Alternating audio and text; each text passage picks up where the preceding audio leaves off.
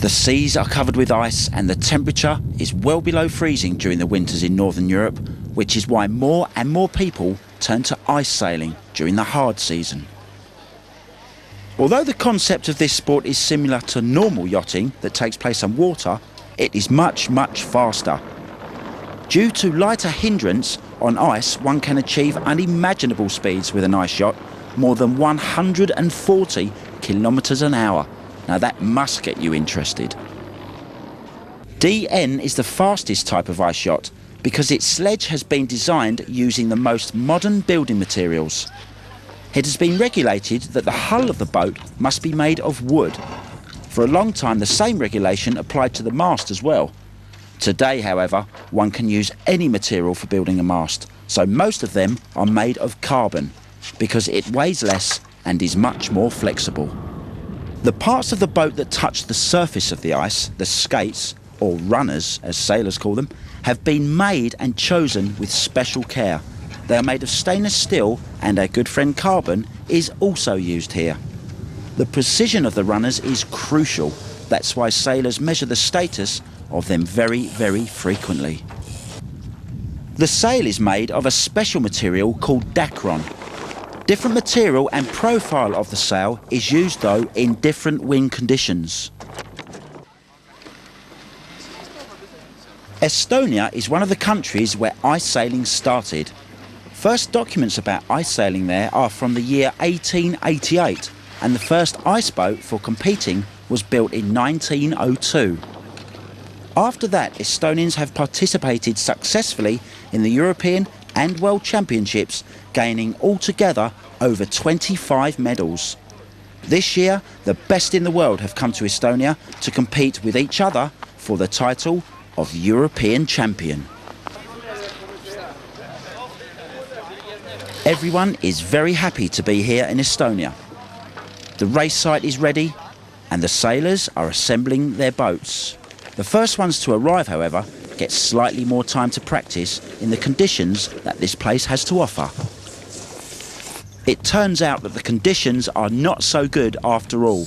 There is white ice, which means the surface is covered with snow. Combine that with high winds and it becomes just too dangerous to race. However, two lighter winds and the boat won't move at all. After a few protests, representatives from each of the 15 countries take a vote and a decision is made. The whole regatta will be transferred to Sweden because there they have perfect smooth ice, or black ice as the sailors call it. Moving the competition to Sweden causes a lot of stress among the competitors. Not so much the travelling, but the change in conditions, as it will probably, maybe almost definitely, change the outcome of the overall result. In Sweden, black ice would be a much different winter than what we would have had here. This condition, the Poles and the Russians, Estonian, a lot of these people have very good runners for this tough condition. People who are used to training and racing on white ice are annoyed.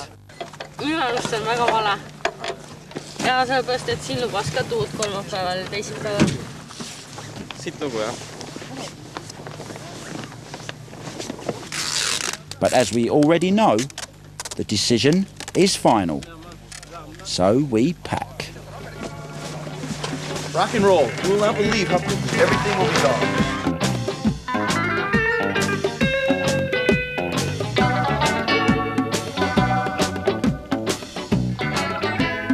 we go to the ferry.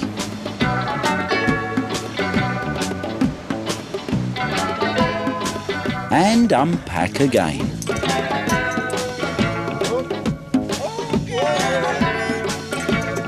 And we try the conditions.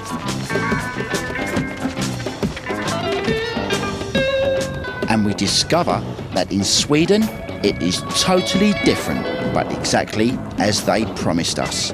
Smooth, black, hard ice. Oh, here is Iceboat. As we already know, with different conditions, different competitors have different chances to win. So some people are clever. When they heard that the race will be in Sweden, they can't wait to get to the spot. Late entries for the lowest fleet. I would like to check that in the book. But the judge won't let himself be fooled. Oh no, no way, Jose. Siin praegu tahavad sakslased teha seda, mis neile meeldib, vastu igasuguseid seadusi.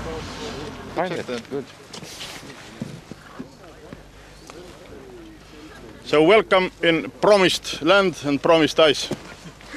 Race will be managed normal way, I hope. There on the place where you sailed yesterday. The same marks. Yesterday you sailed without starting line.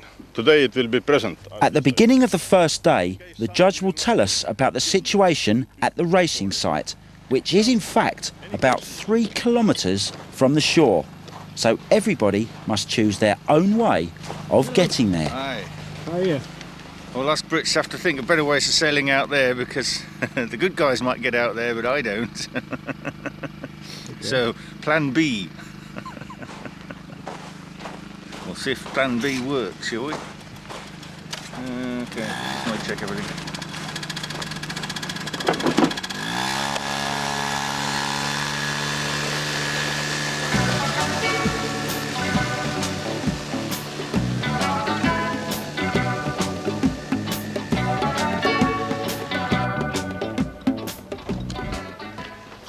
Race day 1. Most of the competitors think the hardest competition will be among the 3 Titans. The next couple of days will show who's going to be the European champion of 2003. And the nominees are... I don't know. I need to find a sports psychologist or something who can help me. But I can't eat in the morning. I can't drink. It's horrible. But many friends tell me if I'm not nervous in the morning, there's no chance I will win. So it's good I'm nervous, I guess. Ron Sherry, current European champion from the USA, came here to defend his title. Is he nervous? Very. I will just go out then on this. For sure, there are 5-6 guys be able to win here. So yeah, I'm trying hard. Bernd Ziege, multiple world and European champion from Germany. Clever favourite who is made of iron and not quite so open to tell us about his ambitions, although we all know what they are. It's the only one place. I was second at the Worlds and second is the first loser, they say in the US. So Thomas Carlson, the cute Swede. Don't get taken in by his charisma though, because when racing he's as fast as lightning and hard as a rock, and he knows for sure what he is capable of.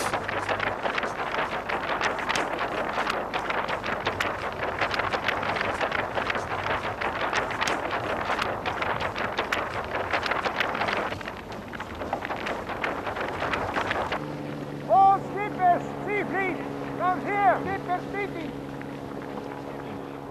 Before the races, every day the skipper's meeting is called.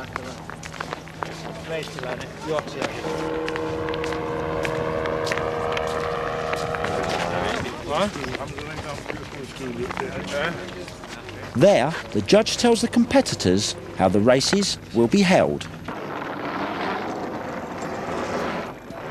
Because it is impossible to sail straight against the wind, one must make a few turns to get to the desired place by zigzagging across the ice. Same thing applies sailing downwind. Doing the turns, or zigzags, makes one a lot faster. This race is 3 laps around 2 marks which are 2 kilometres apart. The regatta